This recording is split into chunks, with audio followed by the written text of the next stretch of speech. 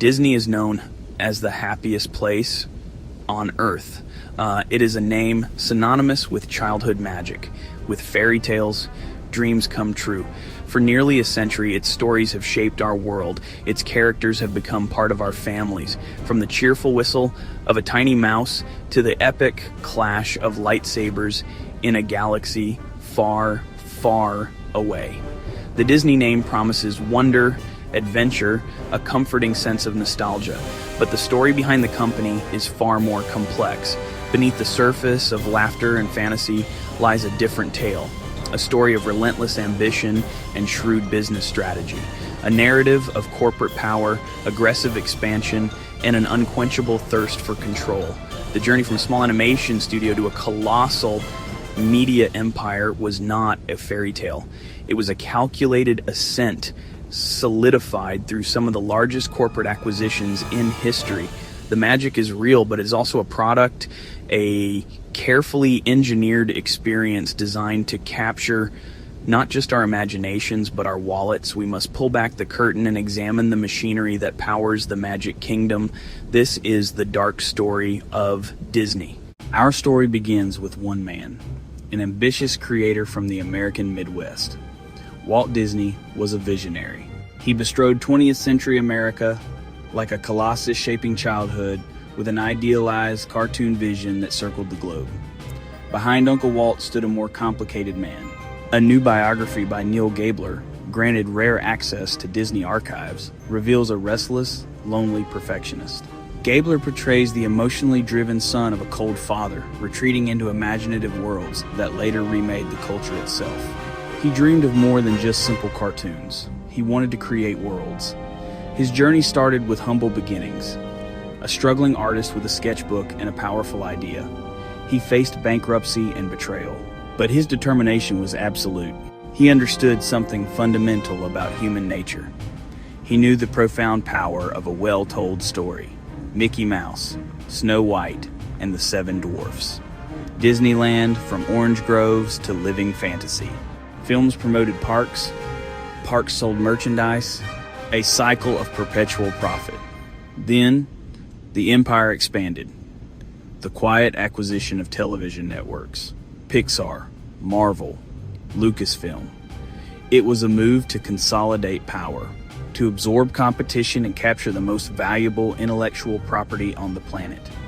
Disney was no longer just a studio for children. It had become a global force, a media conglomerate that dominates our screens, our vacation plans, and our very imaginations. This is the dark story of Disney, a story of how an empire of dreams was quietly built. By 1966, more than 240 million had seen a Disney film, 80 million read a Disney book, and 100 million watched a Disney TV show, an unmatched cultural footprint. In Hollywood, Walt joined his older brother, Roy O. Disney. Roy was the pragmatist to Walt's dreamer. After losing the rights to his first animated star, Oswald the Lucky Rabbit, in a bitter contract dispute, a devastated Walt learned a crucial lesson. Never again would he work on a character he did not own outright. On the long train ride back, Walt began sketching. He drew a small mouse. His wife Lillian suggested a friendlier name, Mickey. The character was brought to life by the brilliant animation of Ub Iwerks, but they failed to find a distributor. Silent films were on their way out. He would risk everything the studio had left on a single audacious idea to create the first fully synchronized sound cartoon. Synchronizing sound to animation was a new and untested process. They created a makeshift system using a metronome and marked up film strips. The reaction was immediate and overwhelming. Audiences were mesmerized.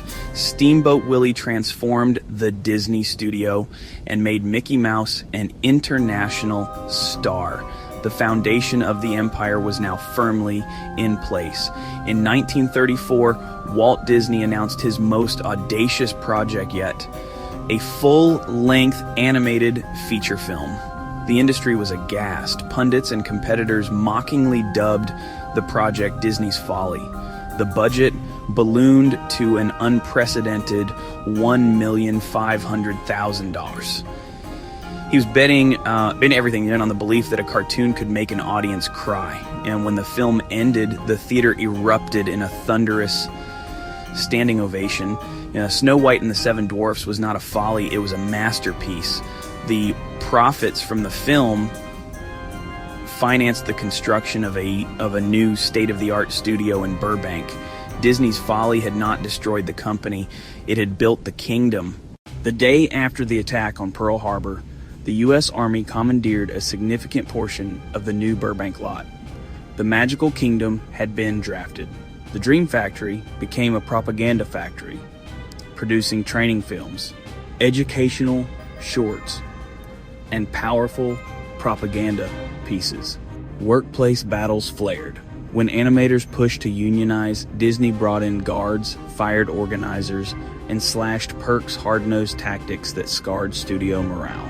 He testified before HUAC, warning of communist plots in Hollywood, branding former staff and unions as fronts amid the era's fierce politics. It was so influential that it was screened for President Franklin D. Roosevelt and British Prime Minister Winston Churchill, reportedly influencing their approach to strategic bombing. By the end of the war, the Disney studio had been fundamentally changed. It had survived, but emerged leaner, more pragmatic. In private, he felt trapped by his image, devoting himself to the studio and escaping into an elaborate backyard train that looped through tunnels and lawns. Accounts describe harsh treatment of colleagues and associations with exclusionary groups' views. Gabler notes were common among some contemporaries, yet remain troubling today. The first major post-war animated feature was Cinderella. Walt saw TV as an unprecedented opportunity to build anticipation for an audacious project.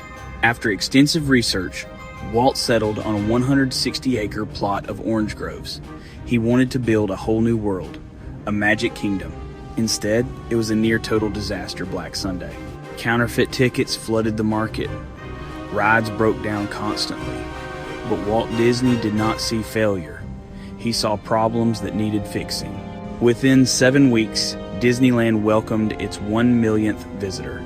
Walt began planning expansion. Secretly, via shell corporations, Disney began buying swampland in Central Florida, twice the size of Manhattan.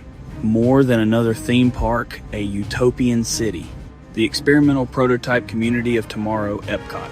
Walt would not see the Florida dream finished. He died in December 1966. Contrary to myth, Disney was not cryogenically frozen. He was cremated, his ashes interred privately while his cultural legacy endured. Roy Disney postponed retirement to oversee construction.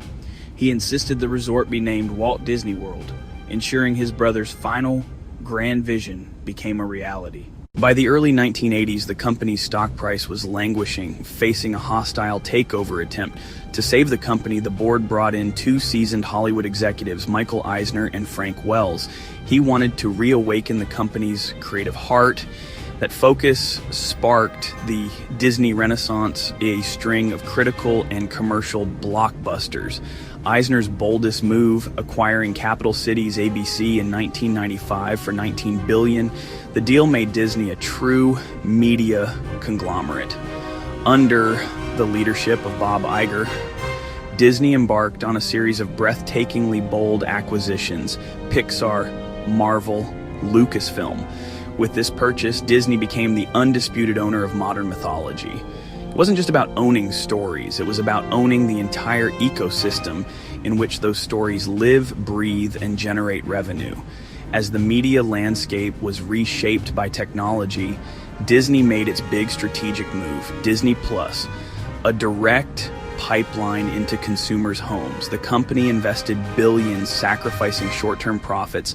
By 2025, the strategy began to bear fruit. The direct-to-consumer business achieved annual profitability. This includes ambitious global projects such as Disneyland Abu Dhabi, a landmark deal in India, and the recently acquired Vail Resorts luxury mountain retreats. In a move that signaled a new era, the board announced in early 2026 that Bob Iger would be succeeded as CEO by Josh D'Amaro. Disney's most valuable asset is not its theme parks, it is the stories themselves. The company has become the modern keeper of myths, It is a language learned in childhood and cherished into adulthood, passed down from one generation to the next. But this empire of imagination comes with profound questions. When one company holds so much power, at what space is left for new voices and independent stories to emerge? Disney didn't just build movies, well, it built one of the most powerful media empires in history,